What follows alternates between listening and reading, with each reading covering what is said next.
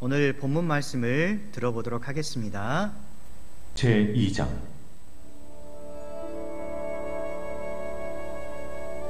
나오미의 남편 엘리멜렉의 친족으로 유력한 자가 있으니 그의 이름은 보아스더라. 모압 여인 룻이 나오미에게 이르되, 원하건대 내가 밭으로 가서 내가 누구에게 은혜를 입으면 그를 따라서 이삭을 줍겠나이다 하니 나오미가 그에게 이르되, 내 딸아 갈지어다. 룻이 가서 베는 자를 따라 밭에서 이삭을 줍는데 우연히 엘리멜렉의 친족 보아스에게 속한 밭에 이르렀더라. 마침 보아스가 베들레헴에서부터 와서 베는 자들에게 이르되, 여호와께서 너희와 함께 하시기를 원하노라. 여호와께서 당신에게 복 주시기를 원하나이다 하니라. 보아스가 베는 자들을 거느린 사환에게 이르되, 이는 누구의 소녀냐? 하니 베는 자를 거느린 사환이 대답하여 이르되, 이는 나오미와 함께 모압 지방에서 돌아온 모압 소녀인데 그의 말이 나로 베는 자를 따라 단 사이에서 이삭을 줍게 하소서 하였고 아침부터 와서는 잠시 집에서 쉰 후에 지금까지 계속하는 중이니이다. 보아스가 룻에게 이르되, 내 딸아 들으라. 이삭을 주우러 다른 밭으로 가지 말며 여기서 떠나지 말고 나의 소녀들과 함께 있으라. 그들이 베는 밭을 보고 그들을 따르라. 내가 그 소녀들에게 명령하여 너를 건드리지 말라 하였느니라.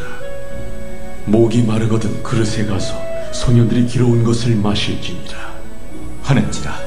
룻이 엎드려 얼굴을 땅에 대고 절하며 그에게 이르되, 나는 이방 여인이거늘 당신이 어찌하여 내게 은혜를 베푸시며 나를 돌보시나이까. 하니 보아스가 그에게 대답하여 이르되, 내 남편이 죽은 후로 내가 시어머니에게 행한 모든 것과 네 부모와 고국을 떠나 전에 알지 못하던 백성에게로 온 일이 내게 분명히 알려졌느니라. 여호와께서 내가 행한 일에 보답하시기를 원하며 이스라엘의 하나님 여호와께서 그의 날개 아래에 보호를 받으러 온 내게 온전한 상 주시기를 원하노라. 내 주여, 내가 당신께 은혜 입기를 원하나이다. 나는 당신의 하녀 중에 하나와도 같지 못하오나 당신이 이 하녀를 위로하시고 마음을 기쁘게 하는 말씀을 하셨나이다 하니라. 다 같이 기도하도록 하겠습니다. 하나님, 오늘도 감사를 드립니다. 하나님의 은혜로 오늘을 시작하게 됩니다. 하나님께서 주신 그 말씀을 따라 하나님의 인도하심을 따라 오늘도 감사한 마음으로 예배하게 하시고 말씀을 듣도록 인도하여 주시옵소서. 오늘 말씀을 통해 하나님의 선한 은혜가 무엇인가, 하나님의 계획이 무엇인가를 깨닫게 하여 주시고 이것을 통해 삶의 밑바탕이 될 수 있도록 인도하여 주시옵소서. 주님께 모든 것을 맡겨오며 살아계신 예수님의 이름으로 기도드렸습니다. 아멘. 이 시간 하나님의 선한 은혜를 잊기를 원하는 저와 여러분께 주님의 도우심과 보호하심이 함께 하시기를 소망합니다. 오늘의 말씀은 룻기서 2장 1절에서 13절로 선한 은혜를 입으려면 이라는 제목으로 함께 나누길 원합니다. 우리는 자신이 원하고 바라는 대로 행복한 삶을 살기를 원합니다. 그러나 괴롭고 불행한 상황이 발생하기도 합니다. 피할 수 없는 아주 힘겨운 일들이 발생했을 때 여러분은 어떻게 극복하셨나요? 극복해가는 과정에서 누군가의 도움을 받아본 경험이 있지요.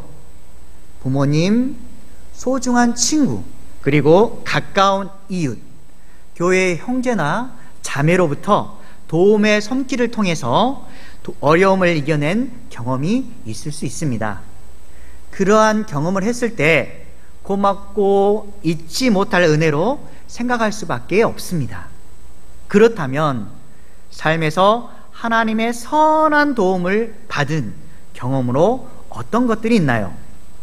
예를 들어 위험한 수술을 하는 분을 위해서 기도했는데 수술이 잘 되어 완치된 일이 있을 수 있고, 가족이 어려움을 겪고 있었던 때에 간절한 기도를 통해서 누군가의 도움을 받고 또 어려움이 잘 해결된 일이 있을 수 있고, 늘 힘들게 하는 사람과의 관계 속에서 이 관계의 문제가 발생했을 때 이 모든 일이 해결되는 일 등 많은 일들이 있을 수 있습니다. 이러한 선하신 주님의 도우심의 은혜를 잊게 되었을 때 우리는 다음과 같은 고백을 할 수가 있게 됩니다.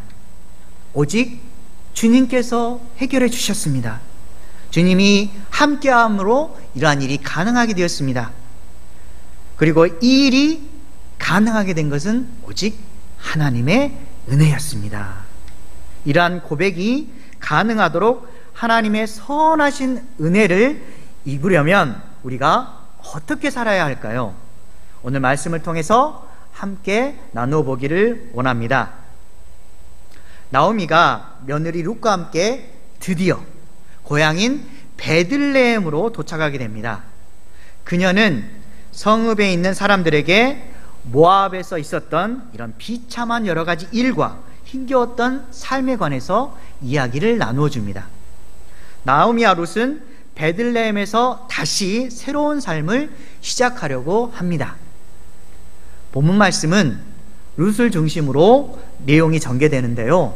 룻은 시어머니 나오미와 함께 아무것도 가지지 않는 제로의 상태에서 생활을 시작하게 됩니다. 막막한 현실 속에서 룻은 절망하지 않고 먹고 살 길을 찾으려고 정말 애를 씁니다. 식량 문제를 해결하기 위해서 이삭 줍기를 시작하려고 생각하고 또 용기를 내어서 밭으로 향하여 뚜벅뚜벅 걸어가게 됩니다. 1절은 보아스에 대한 소개가 나옵니다. 그는 나오미의 남편 엘리멜렉의 친족으로 유력한 자로 나오게 됩니다. 2절과 3절은 룻이 이삭을 주우러 나가는 장면이 나옵니다. 룻이 먼저 시어머니 나오미에게 허락을 구합니다. 밭으로 가서 내가 누구에게 은혜를 입으면 그를 따라서 이삭을 죽겠나이다. 허락을 받고 이삭을 베는 자를 따라서 밭에서 이삭을 죽게 됩니다. 그러나 놀랍게도 우연히 보아스에게 속한 벗에 이르게 됩니다. 이때 4절에서 보아스가 등장합니다. 보아스가 이삭을 베는 자들을 보면서 여호와께서 너희와 함께 하시기를 원하노라 라고 말을 합니다. 베는 자들도 보아스를 보면서 다음과 같은 말을 하게 됩니다. 여호와께서 당신에게 복 주시기를 원하나이다. 이들의 대화를 들어보면서 보아스의 삶이 늘 하나님과 함께 연결되어 있음을 우리가 발견할 수가 있습니다. 욥기서 1장 21절은 말씀합니다. 하반부를 보면 주신 이도 여호와시오 거두신 이도 여호와시오니 여호와의 이름이 찬송을 받으실지니이다 하고 아멘. 욥은 주신 분도 여호와시고 또한 거두신 분도 여호와십니다 라고 말을 합니다. 욥처럼 보아스도 복의 시작점이 바로 하나님으로 말미암는다는 사실을 고백하게 됩니다. 보아스가 하나님께서 모든 것을 주셨고 풍성한 열매를 맺게 하시는 분도 그분임을 늘 잊지 않고 살고 있음을 우리가 알 수가 있습니다. 여러분은 우리가 소유하고 있는 모든 것이 누구의 것이라고 생각하십니까? 우리의 가진 것은 모두 다 주님의 것입니다. 내 것이 아니라 주님의 것입니다. 우리는 단지 주님의 것을 잠시 동안 맡아서 보관하는 청지기에 불과합니다. 그리하여 우리가 당연히 해야 할 일은 지금까지 먹을 것, 입을 것, 그리고 살 것을 허락해 주신 그 주님께 감사하고 그분의 이름을 늘 찬송하는 것입니다. 주님은 우리의 찬양을 받으시기에 합당하신 분이십니다. 우리도 보아스처럼 모든 것이 하나님께로 말미암은 것이고 또한 삶에서 주님을 드러내야 되겠다라는 그런 고백하는 저와 여러분 되시기 바랍니다. 5절에서 7절을 보면 보아스와 사환의 대화가 나옵니다. 그 둘의 대화를 통해서 우리가 배울 수 있는 하나님의 선한 은혜를 입으려면 첫째, 보여주는 삶을 살아라. 보여주는 삶을 살아라 하는 것입니다. 자신의 겉모양이나 뛰어난 일에 대해서 자랑하라고 하는 것은 절대 아닙니다. 주어진 삶을 성실하게 살아가는 모습을 주님 앞에 보여주고 그리고 사람 앞에 당당하게 보여주라는 것입니다. 여기서 사환이라고 하는 말은 추수하는 일꾼을 총괄하여 관리하는 현장 책임자를 말하고 있습니다. 보아스가 룻을 눈여겨보면서 사환에게 질문합니다. 여기 이는 누구의 소녀냐? 사환이 그녀가 누구인지 답변을 해줍니다. 나오미와 함께 모압 지방에서 들어온 모압 소녀입니다. 룻이 베는 자를 따라서 단 사이에서 이삭을 죽게 해달라고 이렇게 자신에게 요청했다는 그런 사실도 이야기해주고, 그뿐만 아니라 그녀가 잠시 집에서 쉰 것 외에는 계속해서 성실한 자세로 일하고 있다는 것까지, 즉 칭찬하는 모습까지 보여줍니다. 우리 자신도 최선을 다하는 모습을 하나님 앞에 보여주어야 합니다. 에베소서 5장 8절에서 9절은 이렇게 말씀합니다. 너희가 전에는 어두움이더니 이제는 주 안에서 빛이라. 빛의 자녀들처럼 행하라. 빛의 열매는 모든 착함과 의로움과 진실함에 있느니라. 아멘. 우리는 빛의 자녀들입니다. 빛의 자녀는 빛의 열매를 맺어야 합니다. 무슨 일을 하든지 선한 말을 하고, 그리고 선한 행동이 뒤따라야 합니다. 그리고 자신의 진실된 모습을 다른 사람에게 보여주어야만 하는 것입니다. 여러분, 한번 집에 있는 거울을 한번 바라보세요. 여러분, 거울을 보면 너무나 예쁘고 자랑스럽지 않습니까? 그리고 한 가지, 그 거울 속에 비춰진 내면의 모습을 한번 비춰보세요. 착하고 의롭고 진실된 모습이 보입니까? 그러면 여러분은 하나님의 선한 은혜를 입을 만한 자격이 있는 사람들입니다. 보아스가 삶 속에서 하나님을 드러내 보였듯이 룻도 성실하게 주어진 삶을 살아가면서 하나님을 드러내 보여주었습니다. 그녀는 현재 가지고 있지 않는 이러한 비어있는 상태에 대해서 원망을 하거나 포기를 하는 그런 삶이 아니라 하나님을 신뢰하고 또한 소망을 하나님께 두었던 것입니다. 그리하여 주어진 삶에 최선을 다하며 주님의 흔적을 남겼습니다. 여러분은 다른 친구들과 자신을 비교 한번 해보면서 더 가지고 있지 않는 것에 대해서 어떻게 생각하고 있습니까? 더 가지고 있지 않는 것에 대해서 혹시나 불평하고 짜증을 부르고 있지는 않습니까? 아니면 조금이라도 가진 것에 대해서 감사하고 또 목표를 달성하기 위해서 더 열심히 달려가고 있습니까?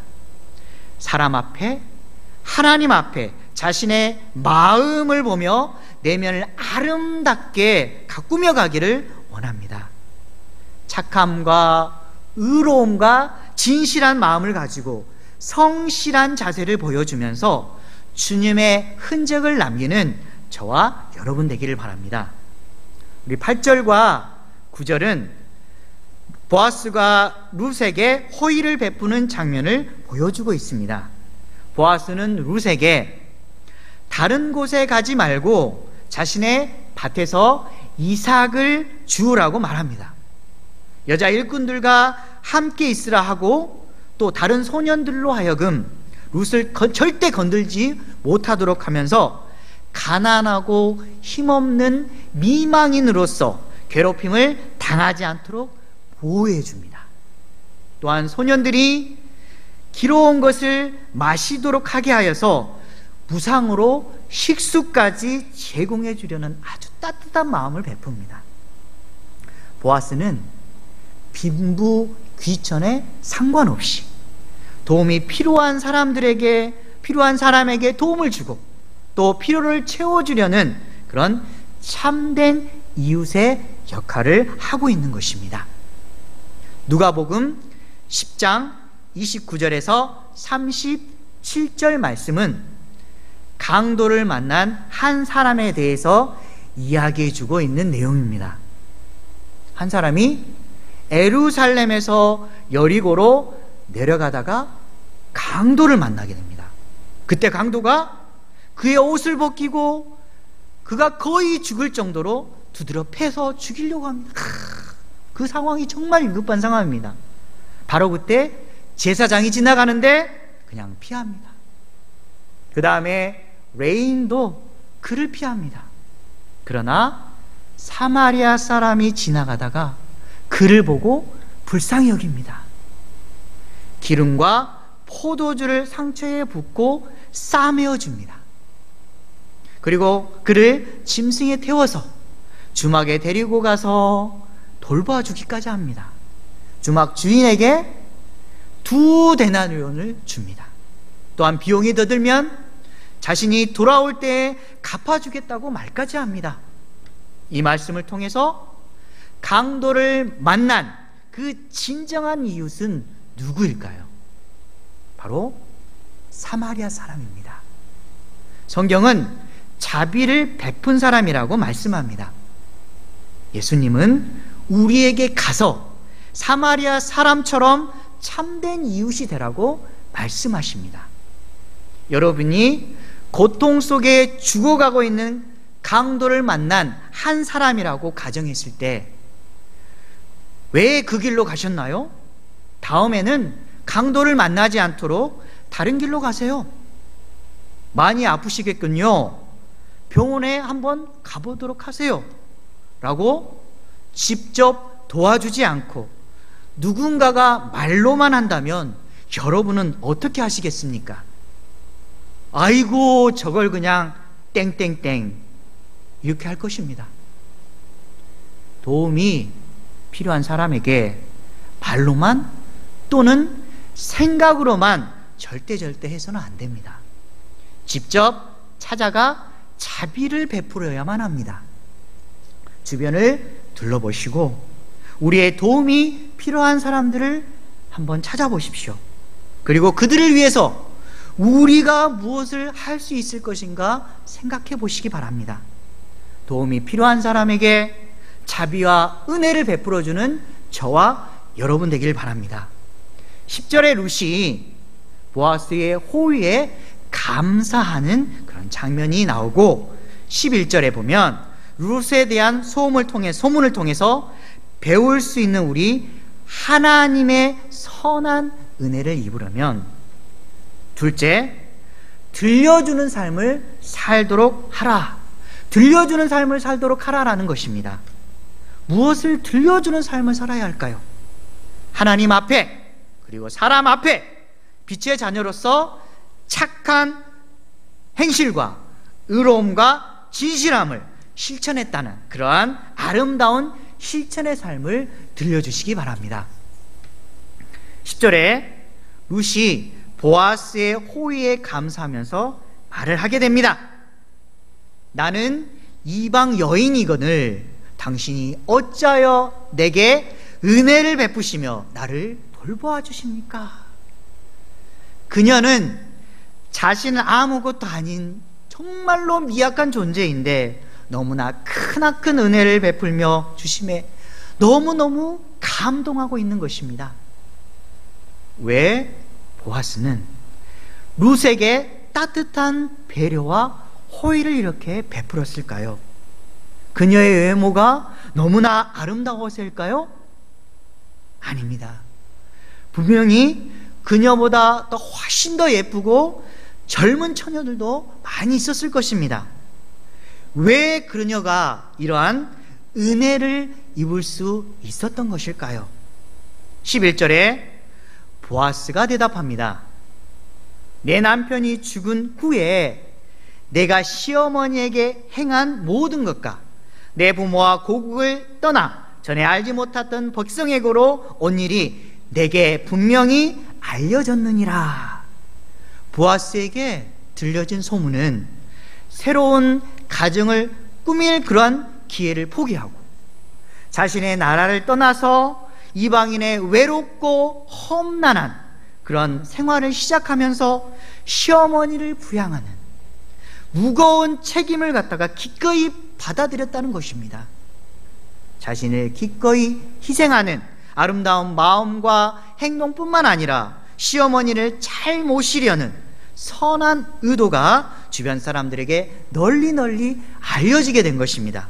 이러한 그녀에 대한 소문이 보아스의 감동을 주었고 또 그녀에게 절대적으로 선한 은혜를 베풀게 된 그런 계기가 된 것입니다. 말씀 속에서 룻은 하나님께 소망을 두며 주어진 삶에 불평하지 않고 성실한 자세로 살았던 것입니다. 또한 시어머니 말씀에 그대로 순종하고 또한 온 마음과 정성을 다해서 섬기려는 그러한 자세를 기꺼이 보여주었던 것입니다.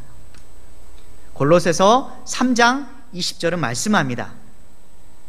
자녀들아 모든 일에 부모에게 순종하라. 이는 주 안에서 기쁘게 하는 것이니라. 아멘. 이 말씀처럼 항상 부모님의 뜻을 존중하고 또 순종하는 마음을 늘 가지고 살아갈 때 주님이 너무너무 기뻐해 주신다는 사실입니다. 부모님의 말씀에 진심으로 순종하십시오. 그리고 섬기려는 마음을 또 행동을 부모님께 반드시 보여주시기 바랍니다. 그리하여 부모님의 자랑이 되는 여러분 되시기 바랍니다. 또한 하나님의 선한 은혜를 입는 그런 사람이 되시기 바랍니다. 하나님으로부터 이웃에 이르기까지 선한 은혜의 소문이 들리는 저와 여러분 되시길 주님의 이름으로 소망합니다. 12절에 보면 보아스가 룻에게 축복의 말을 합니다. 이를 통해서 하나님의 선한 은혜를 입으려면 셋째, 보호받는 삶을 살아라. 보호받는 삶을 살아라 하는 것입니다. 우리가 누구의 보호 아래 살아야만 할까요? 세상에서 가장 부유한 사람에게일까요? 아니면 세상에 가장 큰 권력을 가진 사람에게 보호를 받아야 할까요? 아닙니다. 오직 여호와 하나님께서 그 사랑하시는 그 날개 아래 보호를 받으며 살아야만 하는 것입니다. 12절에 여호와께서 내가 행한 일에 보답하시기를 원하며 이스라엘의 하나님 여호와께서 그의 날개 아래 보호를 받으러 온 내게 온전한 상 베푸기를 원하노라. 이렇게 말씀하고 있습니다. 룻의 귀중한 선택과 그리고 행동이 보아스에게 감동을 주면서 이것을 고백하게 한 것입니다. 보아스의 고백처럼 하나님은 온전히 주님을 의지하고 또한 열심히 삶의 그 자리를 지키는 그 사람에게 주님의 날개 아래 보호를 해준다는 것입니다. 또한 주님은 그분의 날개 아래 보호를 받는 이들에게 온전한 상을 내려주시는 그런 은혜의 하나님이심을 기억하시기 바랍니다. 갈라디아서 6장 9절은 이렇게 말씀합니다. 우리가 선을 행하되 낙심하지 말지니 포기하지 아니하면 때가 이름에 거두리라. 아멘. 선을 행하다 바로 응답이 없는 경우가 있습니다. 그럴 때 절대 실망하지 마십시오. 그리고 낙담하지 마십시오. 우리에게 가장 적합한 때 그리고 가장 온전한 때에 하나님께서 우리에게 찾아오셔서 하나님께서 반드시 우리에게 필요한 것들을 거두도록 하게 해주실 것입니다. 그 약속을 반드시 믿고 인내하며 기다리는 저와 여러분 되시기 바랍니다. 하나님의 선한 은혜를 받은 사람은 주님의 날개 아래에 보호를 받게 되어 있습니다. 가장 확실한 때에 가장 적합한 장소에서 보이지 않는 손에 의해 필요한 모든 것을 공급해 주실 것입니다. 다시 한번 오늘 말씀에 대해서 룻과 보아스의 만남에 대해서 한번 기억해 보시기 바랍니다. 먹을 것을 얻기 위해서 룻이 이삭을 주우러 가다가 보아스의 밭에 우연히 가게 된 것, 그리고 보아스가 그녀의 소문을 미리 듣게 된 것, 그리고 룻이 보아스의 밭에서 이삭을 줍고 있었을 때 보아스가 나타나 룻의 행동을 이렇게 관찰하게 된 것 등 이 모든 일이 그냥 우연의 일치였을까요? 아닙니다. 이건 모두는 하나님에 의해 계획되어진, 하나님의 보이지 않는 손에 의해서 이끌어진 모든 일들입니다. 여러분이 지금까지 이루어진 일들이 그냥 우연히 일어난 일들이고 시간의 흔적에 불과하다고 생각하고 있으십니까? 순간순간 일어나는 일상생활 속의 작은 일들 속에서 주님의 인도하심, 그리고 하나님의 이끄심을 발견하시기 바랍니다. 그리하여 하나님의 날개 아래, 그리고 주님의 보이지 않는 그 손에 보호받는 저와 여러분 되시길 주님의 이름으로 소망합니다. 말씀을 정리하도록 하겠습니다. 도움의 손길이 필요할 때 호의를 베풀어 주는 사람은 우리를 미소 짓게 하는 사람들입니다. 따뜻한 친절을 베푸는 사람, 배려가 깊은 사람, 이런 사람을 보면 기분이 참 좋아집니다. 그 사람에게 받은 것을 기꺼이 돌려주고 싶은 이런 마음이 생기게 되는 것입니다. 세상에서 가장 큰 친절을 베푸는 사람은 바로 누구일까요? 그분은 가장 사랑하시는 분을 기꺼이 우리에게 내어주신 분이십니다. 그분은 바로 만군의 여호와 하나님이십니다. 하나님께서 우리에게 아낌없이 친절을 베풀어 주셨는데 왜 우리에게 이렇게 아낌없이 친절을 베풀어 주시는 걸까요? 왜냐하면 주고 또 주어도 아깝지 않기 때문입니다. 하나님의 친절은 우리에게 있어서 은혜라고 볼 수가 있습니다. 주변에 항상 있는 주변의 모습을 보면서 빛이나 공기, 물, 주변에 있는 아름다운 자연들, 이것은 우리에게 허락하신 하나님의 선물입니다. 또한 우리를 선택하여 주시고 구원해 주시고, 그리고 우리를 하나님의 자녀 삼아 주시고, 또한 따뜻한 사랑으로 보호해 주시는 그 은혜를 지금도 우리에게 베풀고 계시는 것입니다.